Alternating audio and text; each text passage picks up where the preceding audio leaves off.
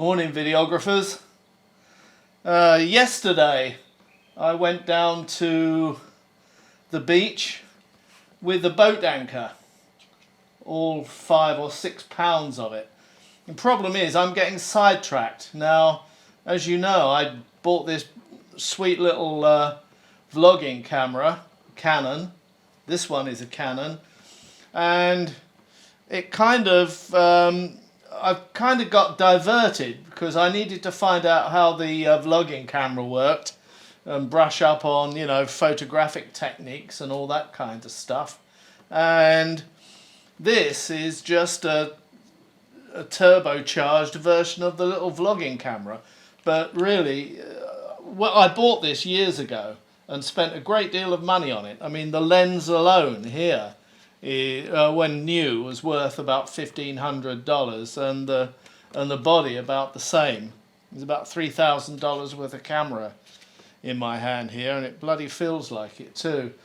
But I never used it because it was just too bloody difficult to use.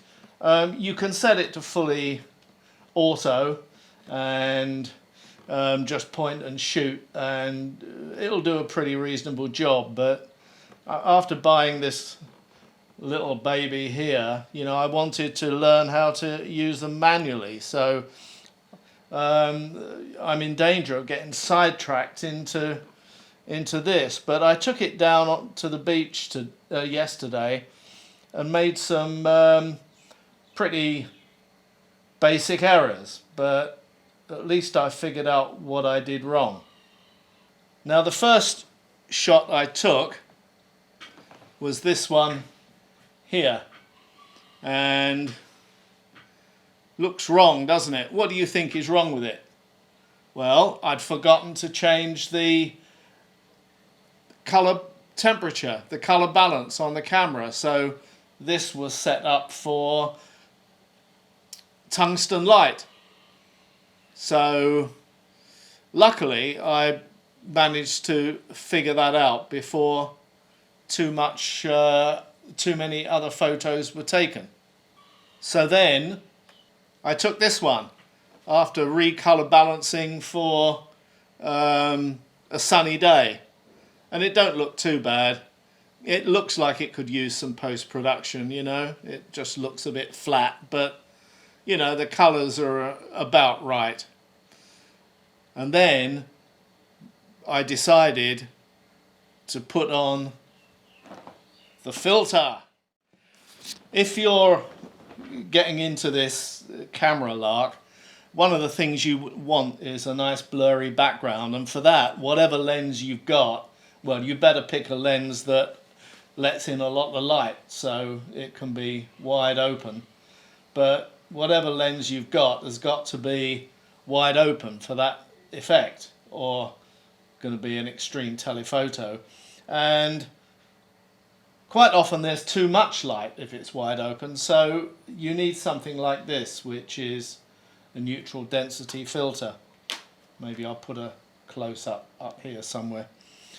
But so I put on the neutral density filter. They just told me that it's like a pair of sunglasses for your camera. And what they didn't say, what no one said online, is it acts just like a pair of sunglasses as well. My Ray-Bans have got exactly the same kind of tint as this. But you don't notice it on a set of sunglasses, but you bloody soon notice it when you take a photo with one of these lenses on. Here we are, just like my Ray-Bans. It's all gone green, hasn't it? So I didn't notice this for a while, so a load of photographs came out with this green tinge in. There's another one. Now, I can change that in post-production. Well, I could if I pay a lot of money for some post-production software for photos. I mean, I've got post-production software for videos, but don't work too well with photos. So I mean, that's more money, but there's got to be a way to figure this out. So I stayed up after last night online and with the manual, and it turns out that with the boat anchor and indeed this little camera that I'm using here, I can set up a custom color balance. So that's what I did. Now, to do that is not exactly easy. What you've got to do is take something like a sheet of white paper with you wherever you're going to be shooting the video. So I had to go back this morning to do this to the same spot, and take an out of focus photograph of that piece of paper in the current lighting, and then apply that color balance to all the other photos. You may actually make a custom color balance out of it, and after that the other photos you take should be okay. Well, were they? Well, this one was the next one, and it's not quite so green, but it's not exactly brilliant. So I did a little bit of extra post-production, very, very basic, which is all I can do with what I've got. And that is the result, much closer to reality. And after that, I just started snapping around, you know, and this was one close-up that I took using the telephoto part of this. This is the $1,500 lens we're talking about now, and it's a 24 to 105, I think. So it's a mild telephoto at that end. So you can kind of see the blurring of the background image,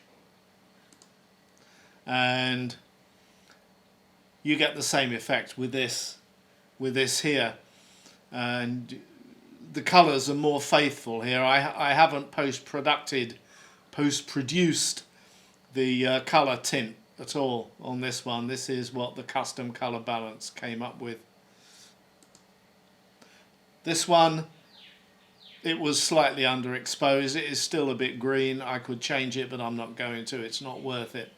But anyway, it's a nothing photo. It's kind of interesting. This one is not too bad. I purposely overexposed the background slightly because I knew that all this dark stuff in the middle was going to affect the portion where the lady is standing. So that one came out okay. This one, I pulled back the greenish tint a little bit. So this one has had a little bit of post-production from me. And there is the original. You can see when you compare it to that back again that it needed some more work doing to it. And this one has also been color graded a little bit and color corrected, really, not color graded, and it's actually come out quite nice. So anyway, you get the picture, if you'll pardon the pun. We've had enough of this. When I was working, most of the projects I was involved in were always like a controlled train wreck. So there was always a lesson learned thing at the end. So what's the lesson learned here? Well, number one, eventually I'm going to need a proper photo editing package, because with this Filmora here I cannot edit photos sufficiently well. It's not designed for that. And you do color balancing and color grading, the two things are completely different, using a histogram, which you can see up there. And so eventually I'll buy one of those packages, but not right now. So what you've seen on this video I've given the effect that I've color corrected my photos, but in fact I haven't. All I've done is color corrected the image within this video, if you like. So I still haven't got a proper corrected photo in my archive. So anyway, that's a cheat. But then something else happened. I was on my history, my Sheppey history page, which is my old hometown where I was brought up, and someone there had uploaded this gorgeous photo. It was superb, and I contacted the person and I said, is that straight out of the camera? What camera did you use? What post-production package did you use? What were your settings? And he just said, oh, I just took it on my iPhone and darkened it down a little. So at that point it made me think, why am I bothering